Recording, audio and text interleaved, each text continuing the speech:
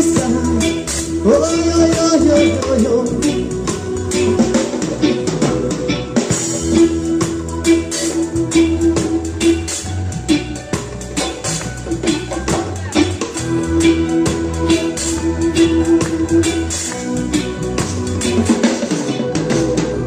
Mentre divisa almeno tre nazioni, senza la propria terra ma vissuto insieme, un popolo in mano potente e dittatori.